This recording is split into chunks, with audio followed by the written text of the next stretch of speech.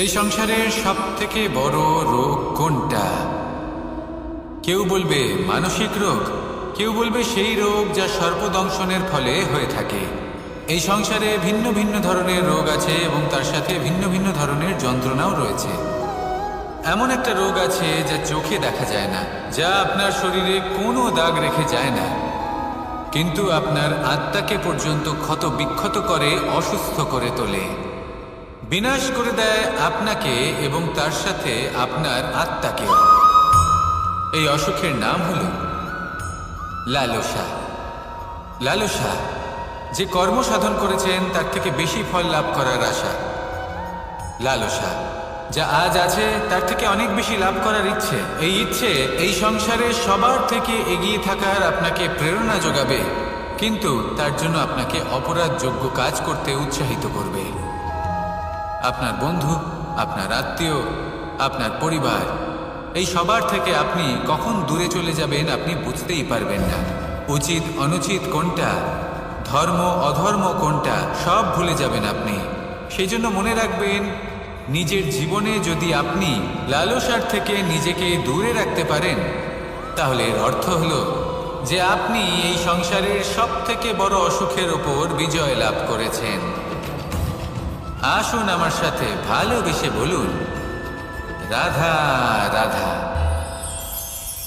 এই সাগর কত বিশাল আকার, কখনো শান্ত কখনো উত্তাল, কিন্তু এই সাগরকে এত মহান কে করে তুলল? জল। এবার এই জলের যাত্রা দেখুন, সেটা কতটা কঠিন।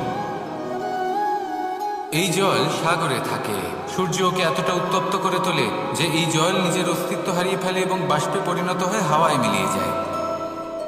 তারপরে আকাশে যায় আর নিজের অস্তিত্ব আবার হারিয়ে ফেলে, মেঘে পরিণত হয়। তারপর এই মেঘ কোথাও গিয়ে কোনো পর্বতে ধাক্কা খায়, তারপর আবার এই জল নিজের অস্তিত্ব হারায়।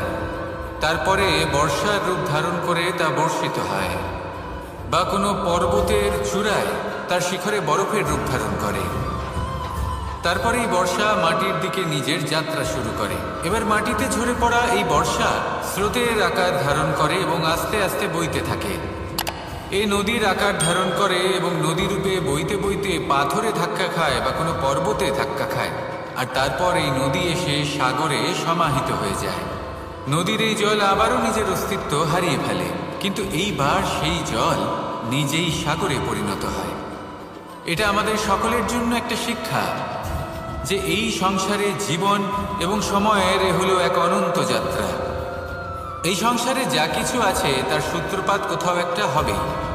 সেই জন্য মৃত্যু এবং সমাপ্তির চিন্তা ত্যাগ করে দিন, আর যে সূত্রপাত আপনি লাভ করছেন তার আনন্দ উপভোগ করুন।